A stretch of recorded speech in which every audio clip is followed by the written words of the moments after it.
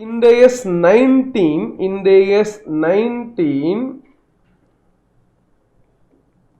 employee benefits. Though I don't write that, but I will spell out what is the corresponding standard in accounting standard. It is AS 15. AS 15 is the standard, deals with employee benefits. My dear friends, usually we find lot of difference between accounting standard and IND AS and all. Now, originally AS 15 was retirement benefits. Retirement benefits. Then it was revamped, and in 2004-5, I think so. So it got revamped and they introduced this particular standard. 2005, 2006 only effectively it came. So at that time, my dear friends, they brought this employee benefits. At that time itself, when AS 15 came, it was more or less in line with the IFRS. Even though we didn't have at that time IND AS specifically, it was more or less equal to what? IFRS. So then only this IND AS 19 came. So you can, one thing you can understand that more or less AS 15 and IND AS 19 are almost in same line only. A very complex standard. If you take like old AS 15 was retirement benefit, now huge difference exists. Now that AS 15, similarly AS 10 when you take property, plant and equipment, more or less exactly the IFRS, exactly IND AS. Like that, few standards when they incorporate AS itself, it was IFRS versions only they incorporated. That includes even impairment also, one such standard. So anyway, so more or less we find, but in IFRS, lot of development took place, and those development got incorporated through IND AS 19. But those developments in IFRS was not incorporated in AS. So that way, still few difference existed. But for your normal understanding, anyway, it's vague discussions. Let us now proceed. History, geography, we are related to that. We are related to this. How we are related? How distance we have? Like that, and all we are discussing. It's okay. Let us now move into IND AS 19 employee benefits. So what we are going to actually learn in the standard, we start our discussion usually with what? Objective of the standard. We discuss the scope of the standard. We discuss the definition part, meaning of certain items. So here in the definition part, I won't discuss all the definitions and all. Maybe at the appropriate place we take the definitions and we'll try to understand that. So maybe only one item, just the title employee benefits meaning alone we'll be discussing. Then there are so many definitions we are not discussing at the time of meaning and all, and then it will be absolute vague discussion. You will not understand the terminologies only. So why few times I take meaning, then only proceed to subsequent things. Now only when you know the meaning, the subsequent accounting you can understand. But other items, only when you are understanding the accounting, at that time only meaning is relevant. So thereby we will take at the appropriate time. So then, my dear friends, a classification of employee benefits. The classification of employee benefits. Then the accounting of employee benefits. Various categories. So classification into various categories. Then the accounting based on each category. So for each category, what is accounting requirement? So this is how we are just structuring this particular standard IND AS 19 employee benefit. Shall we proceed? Yes. Sorry. My dear friends, we always start with what? Objective.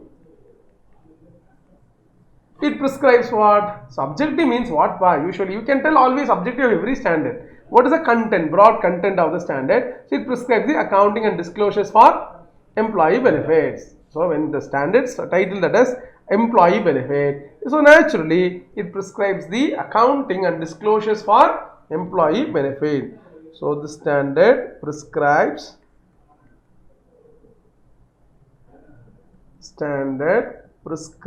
the accounting and disclosures for employee benefits. Should I write, sir? Does it have any academical relevance? If you ask me, there is no academical relevance and all.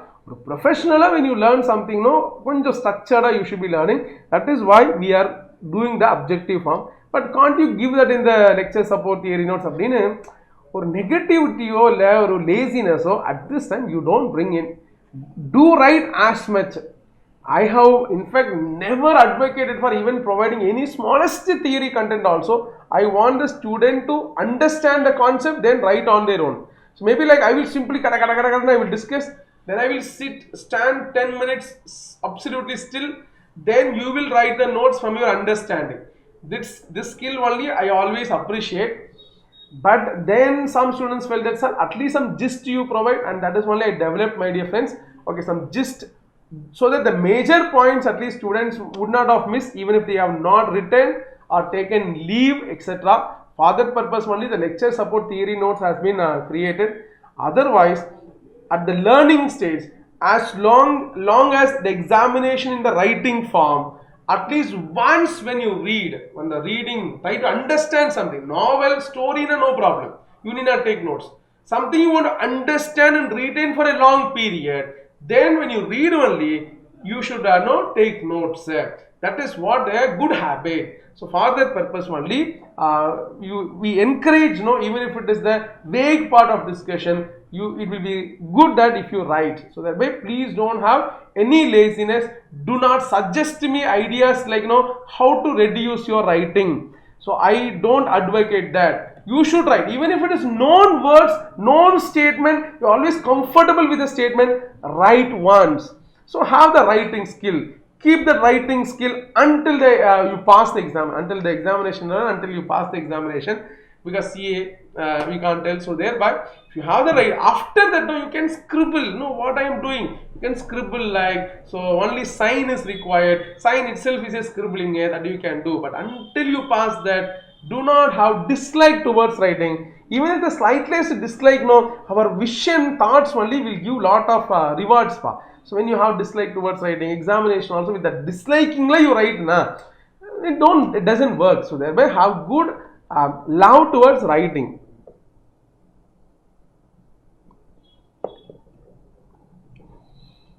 This standard prescribes the accounting and disclosures of employee benefit.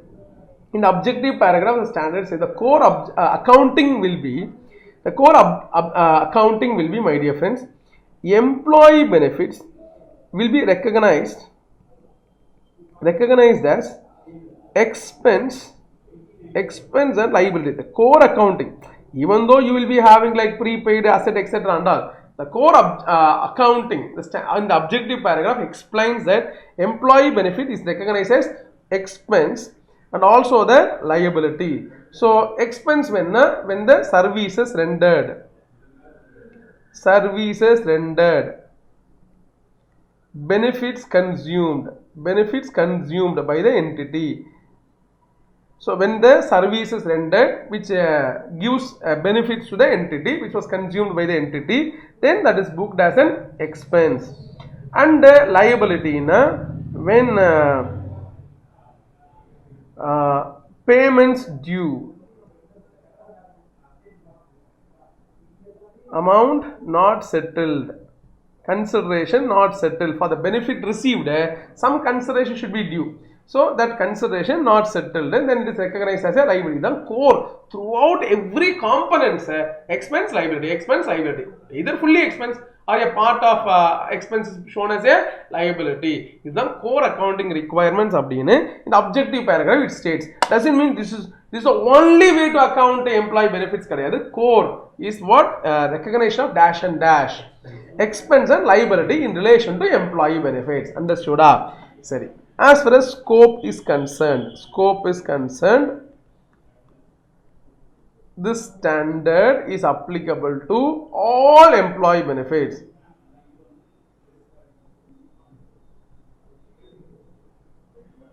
Just to make it applicable to all employee benefits,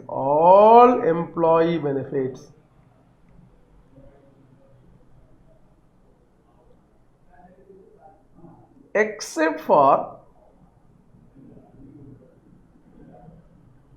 share based payments,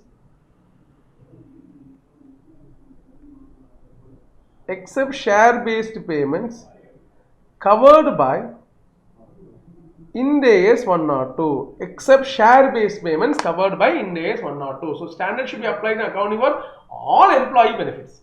But if there is an employee benefits, which is employee benefit as per the standard definition satisfied, but it is whose accounting is separately covered through 102, then the standard should not be applied. So we are not telling that is not employee benefit. We are telling it is employee benefit. But our accounting is given in 102 accounting is given in 102, so don't apply the standard. Understood? That way we are understanding about the scope. Anyway, now we will understand meaning of few items, my dear friends. Few items la ore item da. Through meaning, we want to understand what exactly is the employee benefits. Naturally, we understand like no benefits given to employee. So employee benefits. So benefits given to employee, like that phrase, the statement, if you are asked to do now, we can do so easily. So what is employee benefit? Those benefits given to an employee will be called as employee without even reading. So that is what provided here also, my dear friend. The standard states that all forms of consideration provided to an employee directly, and not only it is consideration given to them directly to them, maybe to their spouse or children or other dependents, or to others such as trust or insurance companies, etc., in exchange of services rendered. In exchange of, so most importantly, consideration in exchange of services rendered. Consideration in exchange of services rendered. But not necessarily amount should have been paid only to employees. So in relation to employee rendering services, amount would have been given to their spouse. Employee will work, but benefit to spouse, benefit to children of the employee, benefit to dependents of the employee, benefit to some insurance companies. I mean, we make payment to insurance company, amount is paid to the insurance company, but the payment is made because of this employee rendering service. So that way we are understood. Thereby, most important part is what? It is an amount in relation to exchange of services rendered, in exchange of the services rendered. So, what is employee benefits?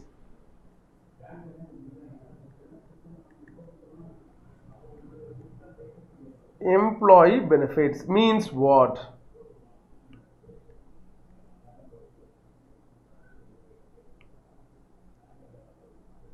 Refers to all forms of consideration, all the forms of consideration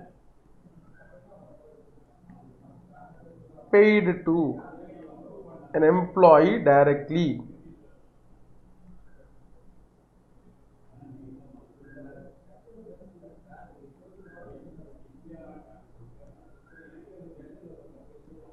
employees directly or to their spouse. So here highlighting is all forms of consideration paid to employee directly or to their spouse, children, other dependents, and to others such as trust, insurance companies, in exchange of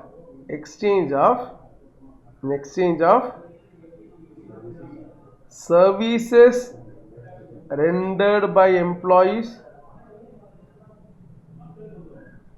or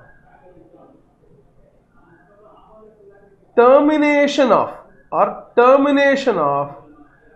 employment. Termination of the employment. So which means some benefit it is getting paid due to the loss of job, then also it is employee benefits, which means there is no service. He lose the job, he lose future income, and thereby we are giving him a compensation. That is also considered as an employee benefits. So that way the standard defines employee benefit as all forms of consideration. So we don't define this, that, this, etc. All anything you give, but there should be nexus between such payment and there should be nexus, the closeness between dash and dash, payment and services rendered. Then only it is considered as an employee benefits. Understood? So please listen carefully, my dear friends. Appo entity having a scheme like this, a scheme to provide education, to children of all its factory workers, provide education service it provides na, those education expenses will be accounted as dash employee benefits. General administrative overheads like that should not be accounted for, other costly should not be accounted, it should be accounted as employee benefits. So we are incurring what? Education expenses. So we may run a school, all such expenses should be considered only as a dash employee benefits. Understood? Because we are incurring those expenditure only because of we getting service from an employee. So there is a nexus between these two. So thereby should be accounted only as a dash employee benefit. Understood? Even though, sir, we are incurring that amount only for future education of the children. No, sir. But nexus is between education. That's correct. But do we provide to all children? No, we provide only to the children of employees. So only because the employee renders service, instead of giving him money directly and he incurring for the children, so we are incurring on behalf of him. So in that case, it has to be accounted only as employee benefits. Understood? Sir. Now listen carefully, my dear friends. Suppose it has been given that, so we sponsor higher education of the students. We sponsor higher education of these students who are getting 90% and above, in the locality in which the factory located, in the location in which the factory is located. Like that we have a scheme. So which means within 5 kilometer radius of the factory. So whoever there, those children securing 90% above, this company will sponsor their higher education. Like that scheme is there. Now what happens now, in one particular year, so 15 students qualified that, and all 15 students happens to be children of employees only. See, employees of this company, because most of them would have located near the factory. Factory workers would have situated only near the factory. So in that case, my dear friends, so such amount spent for education is accounted as employee benefit?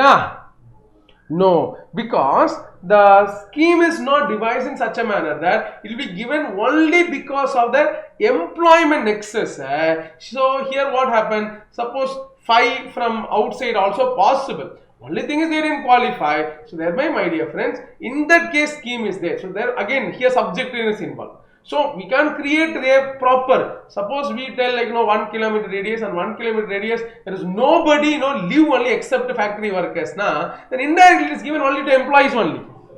But if people are, so you should look into substance only. So don't ask me if, buts, etc. and all. So you should look into the real substance of the benefit.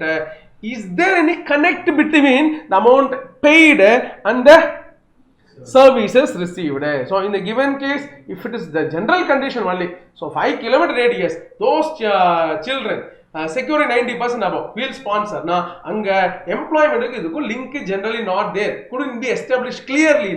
Then it becomes a normal expenditure. Understood? So administrative cost it will be accounted, or other costs, some other heads it will be accounted, but definitely not part of employee benefit. Our most important part it is not what you give. It is definitely not what you give. It is based upon for what you give. Understood? It is not what you give. It is for what you give. So if it is for services rendered or for the termination of employment, if you pay any consideration, so to the employee directly or to these people, it will be accounted as dash employee benefits. Do you understand? Okay. The standard adds initially to lot of subjectiveness, though later stage in accounting it brings out specific rules, etc. Initially lot of subjectiveness involved, my dear friends. How now? Listen, the employee benefits can arise due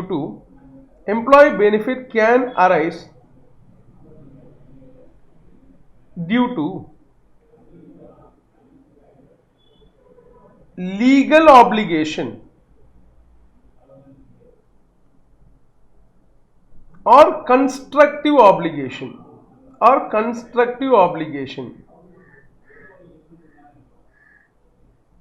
can be legal obligation or constructive obligation. In fact, there are quite a few standards, my dear friends. We use this. In the 37 also we are going to use this. Legal, constructive obligation, etc. So generally the term legal obligations, my dear friends, the term legal obligation means, my dear friends, it is the contractual.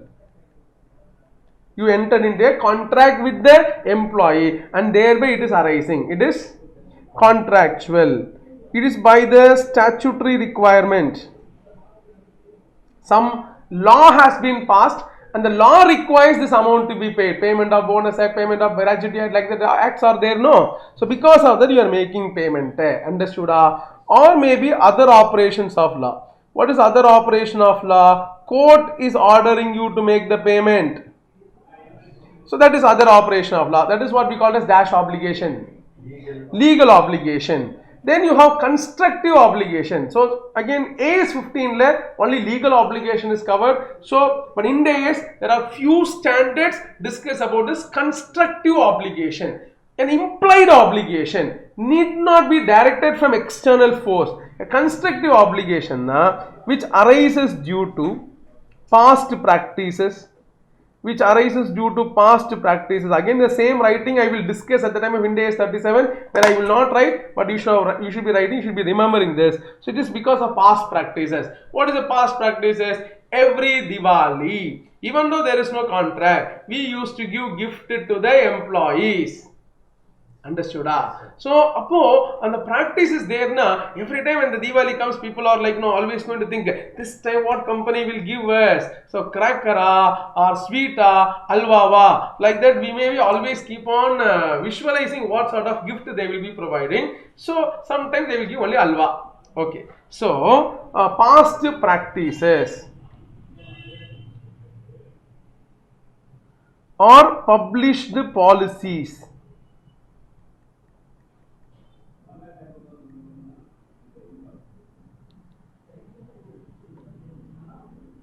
Past practices, published policies, which is not binding, but it is through some other form it has been published, my dear friends. Past practices, published policy, or informal statement. So constructive obligation. So people know some usually like directors addressing to the employees at large, they would have made some statement and thereby now that because of the statement they cannot withdraw from that particular benefit, even though nothing was contractual. Or meeting was arranged, employees meeting arranged. So over happiness, enthusiasm, director is making a statement. Now that the company feels that the board feels that important person gave that statement, now they can't withdraw. Employees then will protest like anything. So that are all called as constructive obligation. So any obligation arises through that also. If it is resulting into benefits, then it should be accounted. So not necessary. If it is anything is paid, it is anyway going to be accounted. Even before payment, those things gets accounted is what we are understanding. I hope you are following this. So for the last year, employees, you have done wonderfully well. So we are making a review meeting by 31st March. At that time, we are declaring. So this year already till December profit is very high. You are going to get extra payment. So your existing salary plus 5% we are going to give. Like that we are declaring one statement.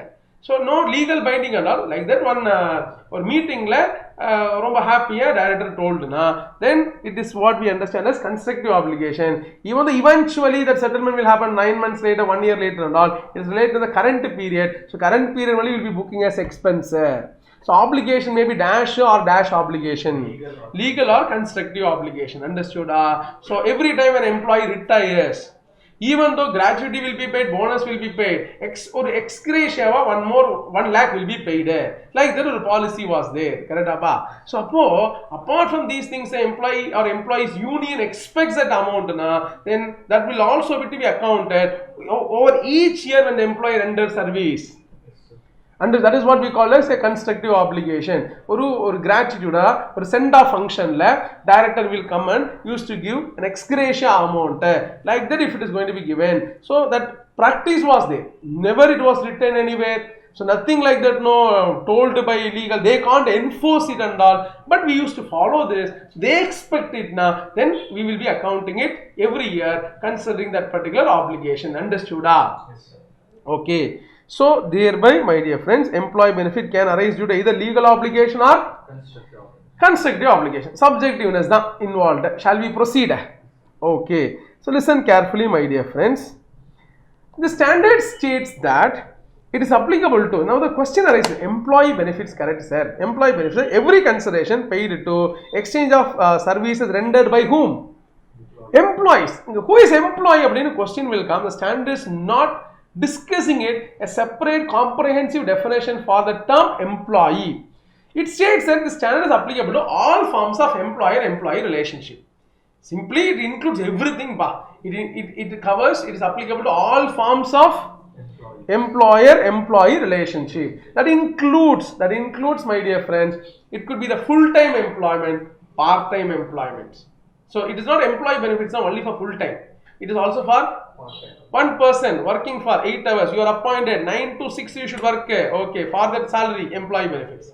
One person appointed only for 3 to 6, part-time only should come. Part-time salary will be paid. That is also employee benefit. So full-time or part-time. Maybe permanent or temporary. So most of the companies will observe on permanent basis, then all benefits will be accruing to the employee.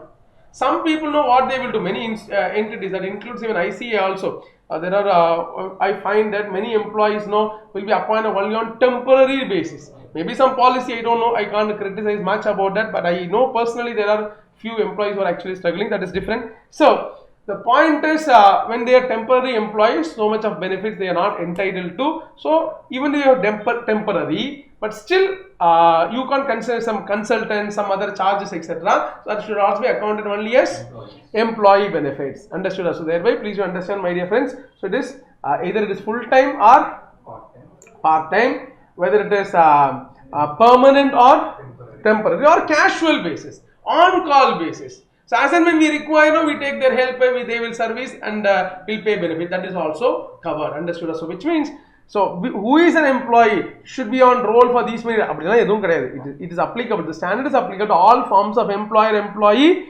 relationship. So this standard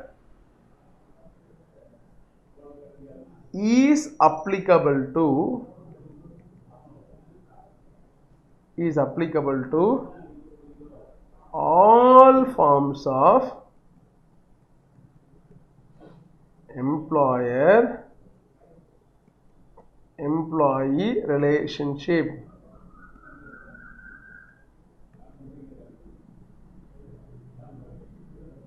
and includes full-time,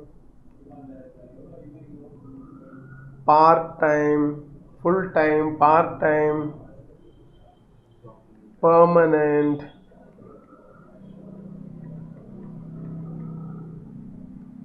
temporary and casual employment. Casual employment. I hope you are following this.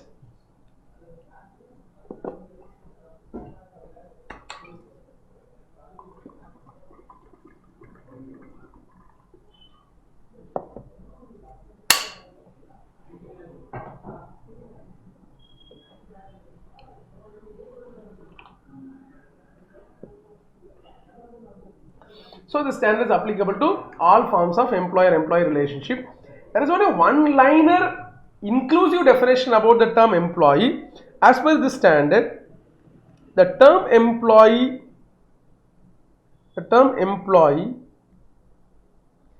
includes directors and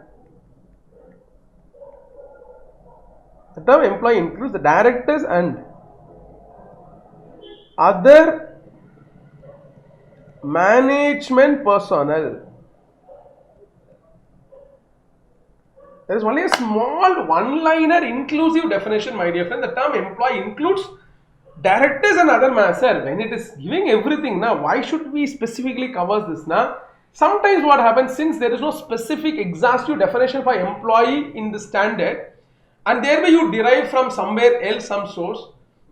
In Companies Act, for different sections, directors are not considered as employees. So if you want to make preferential payments, then directors payment will not be considered as preferential payments for employees and all. So thereby, my dear friends, for winding up provisions. So that way, when the director is not considered employee as per Companies Act and all, don't use that provision for this topic, this standard, my dear friends. So standard, so specifically includes. So that term employee includes director. So in director's payment should also be accounted only as employee benefit. That is separate, you need not be considering. Understood, is part of employee benefits. Understood, as well as all other management personnel, whether it is managing director, CFO, CEO, those management personnel payments also should be accounted as part of employee benefit. That is the only requirement. I hope you are following this. So otherwise, this is how this particular introductory understanding, we are just getting about this employee benefits. For what is employee benefit?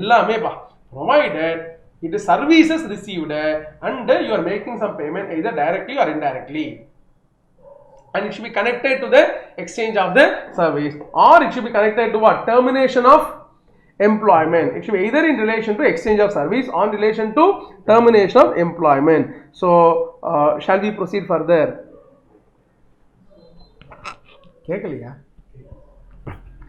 Okay, mic fallen, I was not aware of. Fine. So now we just proceeding further, my dear friends.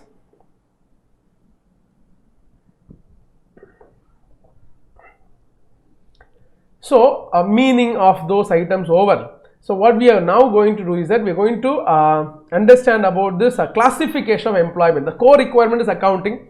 Accounting is going to be based upon the category of employee benefits. So now the employee benefits is grouped in or categorized into a few types, my dear friends. So let us understand that classification of employee benefits.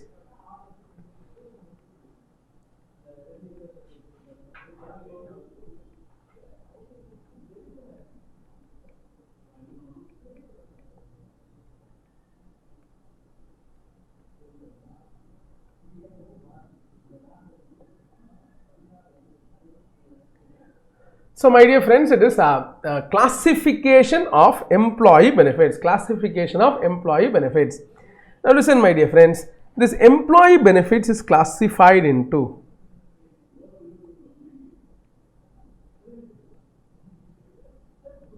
four categories. Employee benefit is classified into four categories. Short-term employee benefits.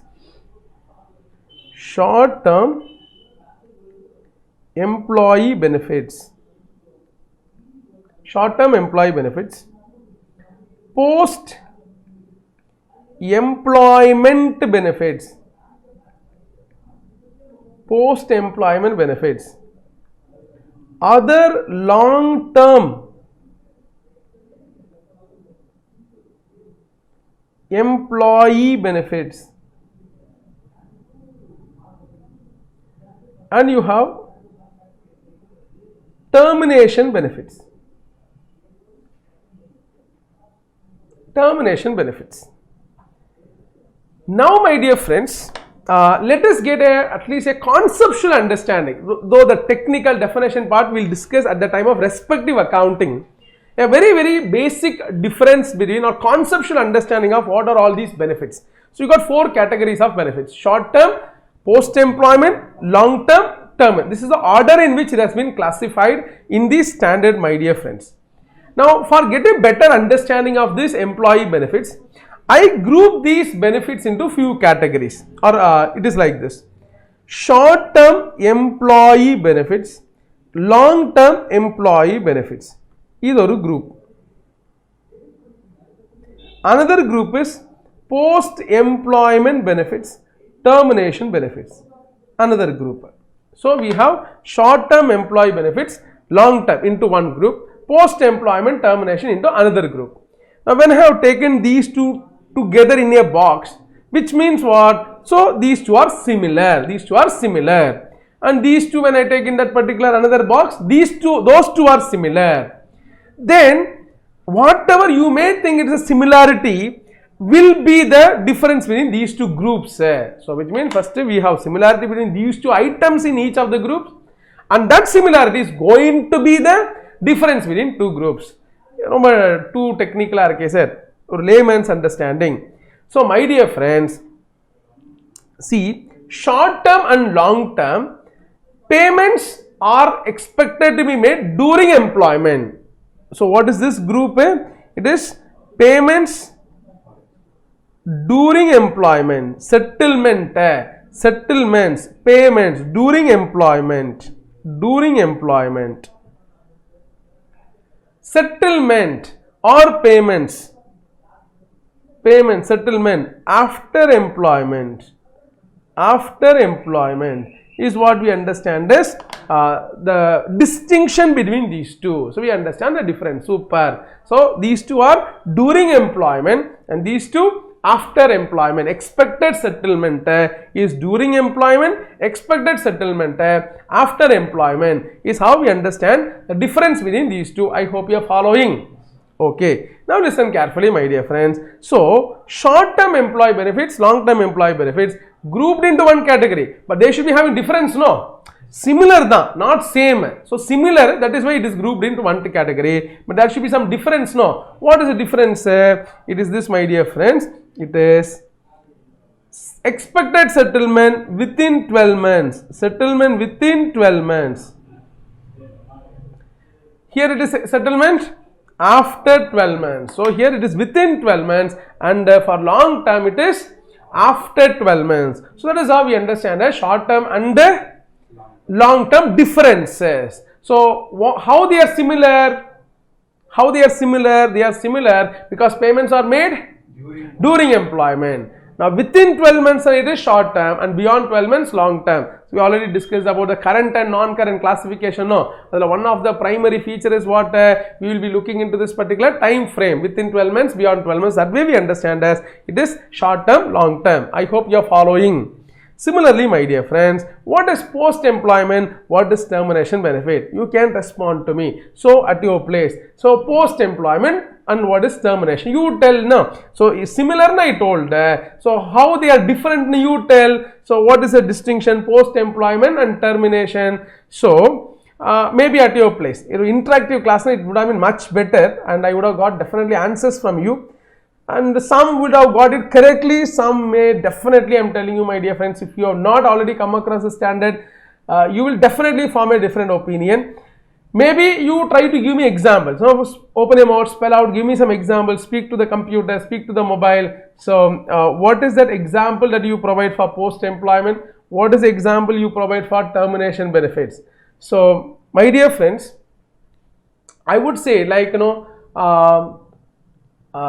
I will ask you a specific question.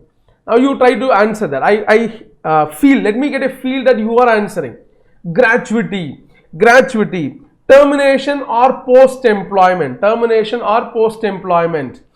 Gratuity is an amount that gets paid on retirement. A person retires, then immediately the gratuity amount is paid. So you know the retirement benefit is the gratuity amount. Similarly, pension. Pension is an amount that generally gets paid after the retirement. After the retirement, a certain number of years. Correct? Either a specific period up to the age of 80, up to death, something. So the up to death pension or maybe a limit is there. So something would have been there. Correct? Out of these two examples I have taken, my dear friends. So gratuity, pension. Pension, my dear friends, is a post-employment benefit. Pension is a amount paid after the employment. It is a post-employment benefit. Right?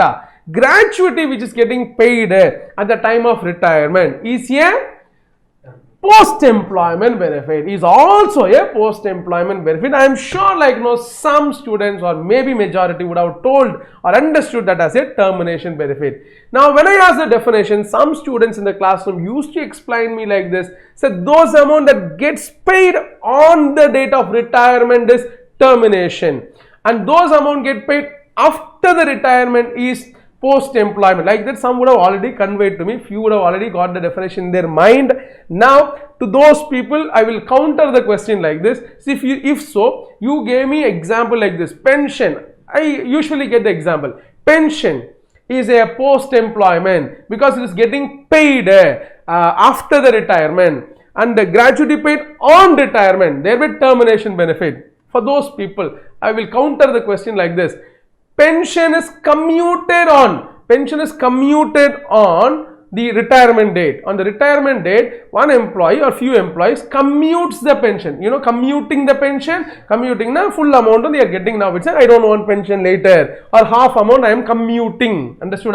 See, if the pension is commuted, fully received on the date of retirement itself, then can you say it is termination benefit? No, because this classification you can't do when the retirement happens, because accounting doesn't happen on retirement. In relation to this retirement benefits, accounting should have started from the first day of service. Every year the accounting should start. No, it's not a question of timing of payment. Many people knows this as any payment made after retirement over certain number of years is post-employment. Fully paid on one date na termination. Like that people have misunderstanding. So which means their misunderstanding is what? Timing of payment decides what is post-employment and what is termination. I am going to now give you the correct understanding that it is not the timing of payment, it's all about how it arises, for what reason it arises. So post-employment benefit, my dear friends, those benefits that accrues every year, accrues during employment, which means as and when the employee renders service, the entitlement to benefit keep on increasing. 1 day service, gratuity 3 rupees. 2nd day service, gratuity 4 rupees. Like that, entitlement is happening only on retirement date, but that entitlement keep on increasing as and when I render service, which means it keeps on accruing. Correct? So those benefits that accrues during employment and due for payment after the employment, either in 1 installment or in 10 installment. Suppose, my dear friends, say I pay gratuity itself in 5 installment. I pay gratuity in 5 installment. So then can you say that it is post-employment, termination post-employment? So it's not a question of 1 payment or 5 payments. So gratuity accrued during employment. Now whether it is paid in 1 installment or 10 installment, it is a dash. Gratuity, it is accrued during employment. Now it is going to be paid in 1 installment or 10 installment after retirement. It is post-employment benefit because it got accrued during employment. Correct?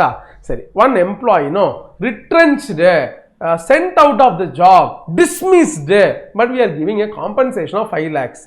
So due to some contracts, we are dismissed, but we are paying compensation of 5 lakhs. Okay, wow. Now listen carefully. This did not occur. Whenever service rendered, compensation 3 rupees, 5 rupees, like that never we computed. So never will come and tell entities will have a policy. Today if I send you this much compensation, today if I send you this much compensation, that doesn't get accrues during employment. Correct? Retrenchment compensation arises only on the event of termination, or only arise due to the event of termination. Correct? So it is no way it is connected to service. Termination benefit is not connected to service. It is purely a consideration for the event of termination. So that is accruing during termination and falls due during the termination. So then this is what we call as termination benefit. Correct? On the retrenchment compensation, suppose I am telling, will be paid, suppose 5 lakhs will be paid in 10 years over the period after the retirement, after the termination. 10 years we are paying. But just because of after the completion of the employment, that is after the termination of employment, in 10 years we are paying. You cannot say it is post-employment, it is termination. Thereby, again and again I am giving examples just to tell you, timing of payment, phasing out of the payment does not decide whether it is post-employment benefits or termination benefit. It's all about what is the event of origination. So when it is originate as and when the service is rendered, and finally payment is to be made only on the event of this particular completion of employment, then that is called post-employment benefit. I hope you are following. So or general understanding that we are creating, my dear friends. So what is post-employment benefits? It is those benefits accrue during employment. Payments after employment already we have written as a box the entire feature. Correct? So termination benefit accrues on termination. Accrues on termination. So both the similarity what Payment is after employment, either in one installment or several years. So after na immediately over number of years, it doesn't matter. Understood? That is how you should understand. In the both the gratuity and PF and gratuity, PF and pension are all dash benefits. Post-employment benefit, retrenchment compensation or VRS compensation also. If you have floated a VRS scheme, and so which means because termination can arise, we are going to later on discuss VR termination benefit can arise either the company's decision to send the employee out or employee voluntarily accept the VRS scheme.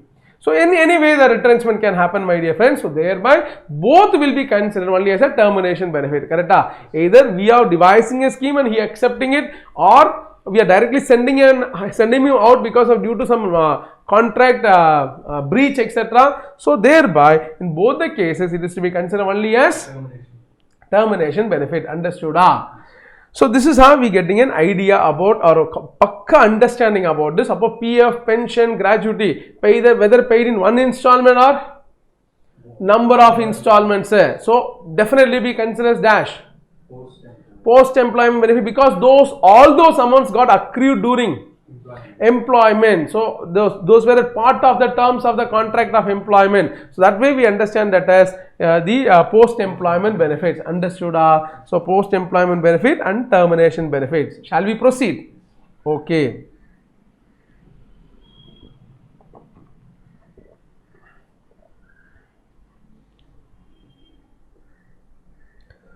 So my dear friends, see, sometimes what happen, the post-employment on termination, we may make an adjustment to the post-employment benefit. That is, we may give an increased gratuity. But that increased gratuity should be accounted only as termination benefits. So please understand, only the gratuity what he normally entitles to up to that period is what we would have accounted as post-employment benefit. The increased gratuity is only to be considered as. You can't simply make a rule. Gratuity paid is always post-employment. Termination occurred, we are making the increased gratuity settlement. The increased portion should be accounted only as termination benefit. Understood? On the point, so you should be knowing, my dear friends. So normally entitled to some amount is different from the increased amount because of the event of termination we are negotiating and fixing. Even that increased amount also should be considered only as a termination benefit. In the heads always we can't tell. Exceptionally, the heads or a small portion could be considered as a dash benefit, termination benefit. Gratuity, PF, no doubt, generally they are post-employment, but exceptionally some incremental amount is provided, they may be accounted only as termination benefit. Shall we proceed?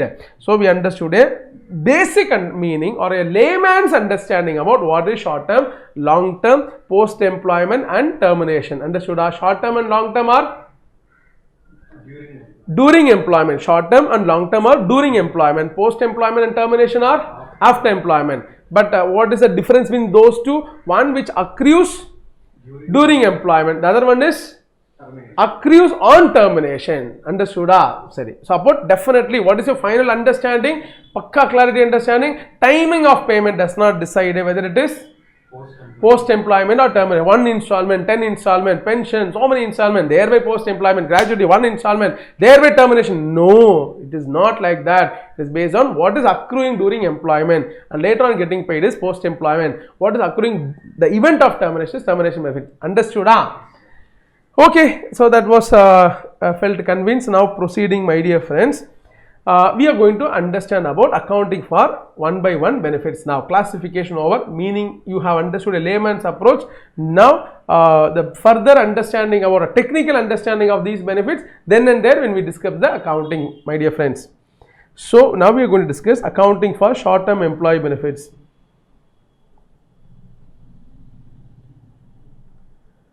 Accounting for employee benefits.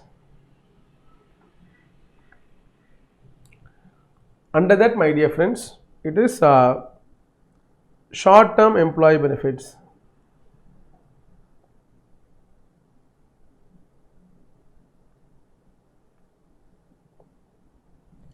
First, what do you mean by short-term employee benefits?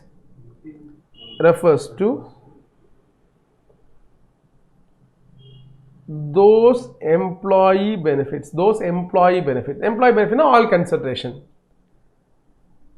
that are expected to be settled, wholly within 12 months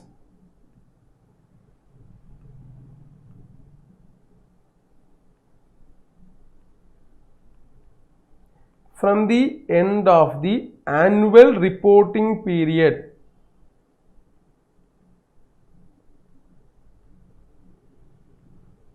in which services rendered refers to those employee benefits that are expected to be settled wholly within 12 months from the end of the annual reporting period in which services rendered is what we understand as dash short-term employee benefits. Understood? Now listen carefully, my dear friends. Sorry.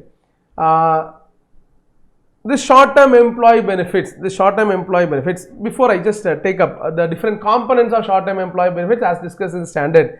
See, suppose J Limited policy of payment to the employees like this, my dear friends.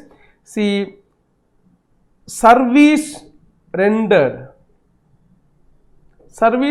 in April 2019 service rendered, correct? Expected payment or contractual payment as per contractual payment I will do only in March 2020. Payment in March 2020. So within 12 months short term, beyond 12 months long term, correct? Appo, is it short term or long term? So April 2019 service will be rendered. Relating to that service, payments will be made in March 2020. What atrocious, sir. Salary next month 5th or 1st or end of the month should be paid. You're telling you will be paying 1 year later. Will any employee work like that? Can that be any such schemes exist? See what happens now. It's an Indian company having a branch in the foreign country. So I am hiring employees and training them and making them employable at the foreign branch. Now these people know I arrange for the visa and all these things and I am taking them there and they are working for 3-4 months, then suddenly jumping to some other company in the foreign country. So thereby what I am doing is that at the time of hiring them only make a specific clause that so all the month salary cumulatively will be paid only by March 2020. Only at the end of the year only I will be providing the salary, right? So like that I enter into the contract with the employee so that I am safeguarding myself so that employee doesn't leave me in between. If I pay then and there, that many months also they will get. So what happens if I make scheme like this, 6 months they work and they jump to some other organization, 6 months pay they won't get.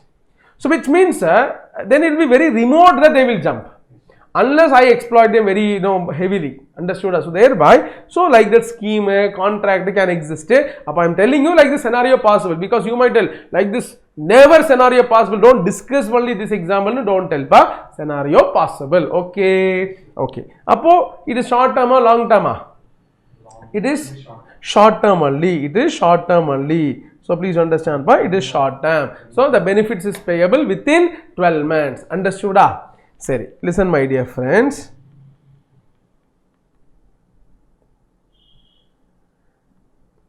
Suppose in above example,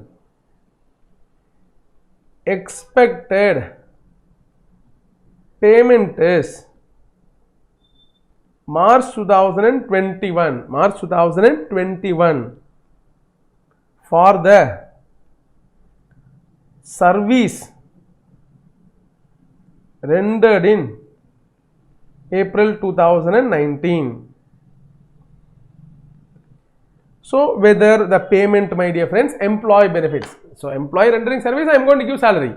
Now the salary for the April 2019 also I will be paying only, which means I am telling the employee it's a different contract. It's like, no, you should be working for 2 years, 2 years salary I will be paying together.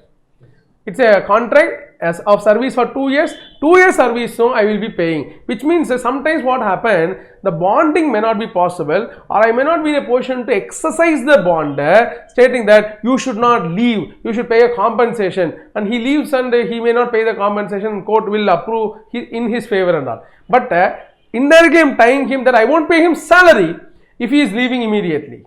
So I am holding back all his consideration, correct apa? So in that case I am telling that April 2019 salary I will be paying only in March 2021. So in that case it is almost 2 years later I am making the payment, my dear friends. Appo this benefit will be short term or long term. So in that case, my dear friend, in this particular example, since it is after 2 years making payment, previous example 1 year later, now it is 2 years later. Since 2 years later, it is going to be what? Long term. I mean, if you write now, that is wrong. It is short term. It is still only short term. Short term is what? Correct. How come, sir? 2 years later also short term. So thereby properly read those statements. Refers to those employee benefits that are expected to be settled wholly within 12 months from the end of the annual reporting period. See, earlier and all they mentioned only as a end of the period, and that was construed, interpreted as annual reporting period. Now the IND AS has got included in the definition only from the end of the annual reporting period in which service is rendered. So which means service was rendered in April. So service was rendered in April. Service in April 2019. But what is the annual reporting period? Annual reporting period, ARP, annual reporting period 1920. So what is end of annual reporting period? 31st March 2020. So what is the payment date? Payment date is 31st March 2021. Appo from the end of that period, if you count 12 months, it is only 31st March 2021. By which date settlement is going to happen? So thereby, when the payment is going to happen within 12 months from the end of the period in which service is rendered, then it will be considered still as dash benefit, short term employee benefit. So that is how this is short term order explanation I have just provided here. Service April 19 and the reporting period is 1920, end of reporting period 31st March 2020. From there on only 12 months to be counted, which means 12 months is not counted from service date. So it is not counted from end of that service month. It is counted from end of the annual reporting period, because that will all reporting periods can have confusion for interim financial report also. So lots of confusions get reduced by a proper definition given in the IND AS. So those benefits that are expected to settle fully within 12 months from the end of the reporting period, which means this year's salary payable next year. It is still short term. In other words, what is the significance of this? Only when you know accounting, so you will be knowing the significance. So if it is short term, no discounting is required, that's all. If it is short term, then which means related to current year, next year payable is 2 lakhs. About today's value is only 1,80,000, sir. Book 1,80,000, no discounting is required. Today's amount payable into next year 2 lakhs. 2 lakhs will be accounted as expense in the current year. No discounting will be made. But anyway, suppose, my dear friends, in the April 2019 salary, if it is payable by April 2021, April 2019 salary is payable in April, just 1 date later, then it is long term. Then it is long term. If it is long term, discounting is required. All other simple. Understood? But 2 lakhs payable after 2 years. 1 date later, then the 2 lakhs will be discounted, and discounted value is what you should account as expense. Understood? About difference between short term and long term, what? Similarity is paid during employment. Difference is discounting is required, discounting is not required. Understood? For discounting, my dear friends, 1920 payment expected to be paid in 2021, then no discounting is required. 1920 payment expected to be paid in 21-22, then discounting is required. There ends the matter. Understood? So that way we are understanding about the basic meaning by taking an example. So as to whether it is short term or not, so that chumma classification short term or long term for school level illa, the core accounting is that discounting is not required if it is dash short term. Understood? The standard says that, my dear friends, short term employee benefits consist of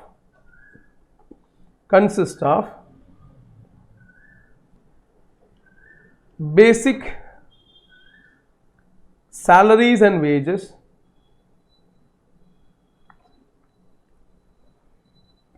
social security contribution,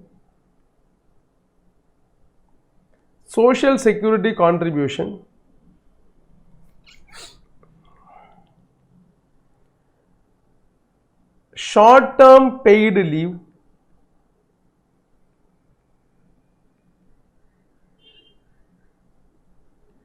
profit sharing plan and bonus, profit sharing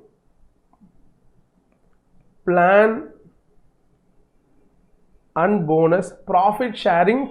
and bonus, other non-monetary benefits. It is just an extension of the definition only. Even though like this, when we divide, don't think that we are going to have separate accounting for all these items. We are not going to have separate accounting for all these items, my dear friends.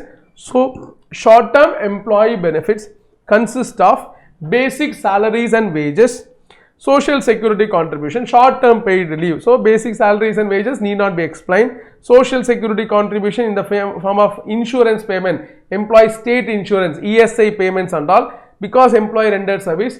So for their welfare, we are contributing to the ESI, so insurance scheme, etc. Short term paid leave. What do you mean by short term paid leave? So generally employees should come to the office every day, but sometimes you take leave also, your salary will not be cut. That is what we call a short term paid leave, which means there is a possibility that if you take leave, we'll cut your salary. LOP, loss of pay, will be there. But sometimes even if you take your if you take leave, the salary will not be cut. We call it as paid leave. And if it is for a short term purpose only, you can have that benefits. It is short term paid leave. Sometimes you will be having long term paid leave. So in that case, then that will come under other long term benefits. So here it is actually paid leave, means what? If employee takes leave, but there will not be any deduction in the salary, is what we understand as paid leave. If it is only short period, the benefit is going to be there. It is called short term paid leave. That is, you should fit into the definition of short term employee benefits. The 12 months consideration should be applied. Correct? Profit sharing plan and bonus. So the entity might have a scheme wherein the company will distribute a percentage of profits to employees. Apart from the fixed payments, etc., a variable payments also given to employees on a conditional basis. The profit reaches this much level, or unconditional also. So some scheme will be there to provide a percentage of profit is getting distributed to employees in addition to their salaries. Understood? That is what we call as profit sharing plan, or it could be in the form of bonus. Bonus is based on their salaries, my dear friends, or it could be based upon this particular profit scheme also. So that way we have profit sharing plan and bonus, either based on the salary, or sometimes the variable payments could be based on the total profits of the business. Other non-monetary benefits, various forms of perquisites, my dear friends, provided to employees. All these things can be components of short-term employee benefits. But doesn't mean we have separate measurement, separate accounting for all these items. Actuals, whatever you incur, should be accounted as expense. Correct? The only thing is, we are going to highlight here, accounting requirement, what we are going to highlight here is that it should not be discounted. It shall not be discounted. So thereby, it is stating that accounting requirement.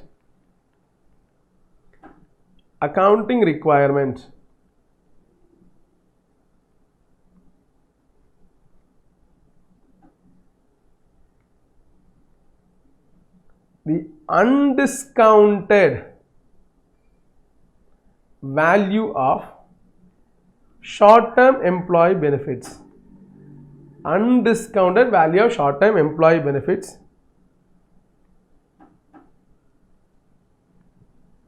shall be measured and recognized as an expense in the period in which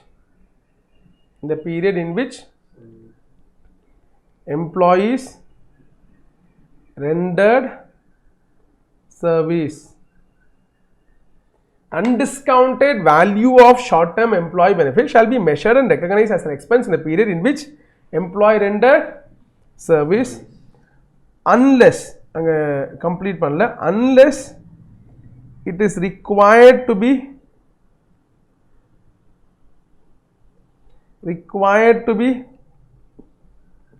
capitalized by application of other IND AS. This IND AS doesn't say you should capitalize. Every employee benefit should be taken as expense in statement of P&L.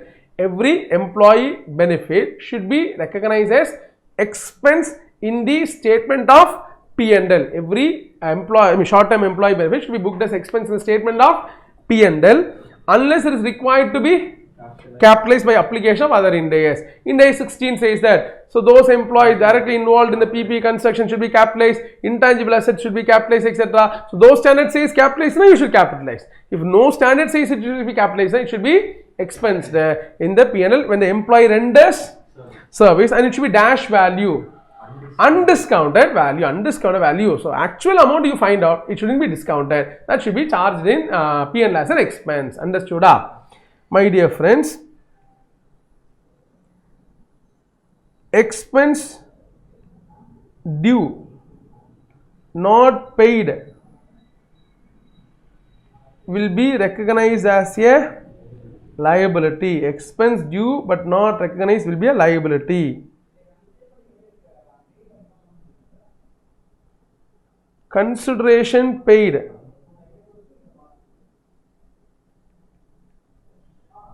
but service yet to be received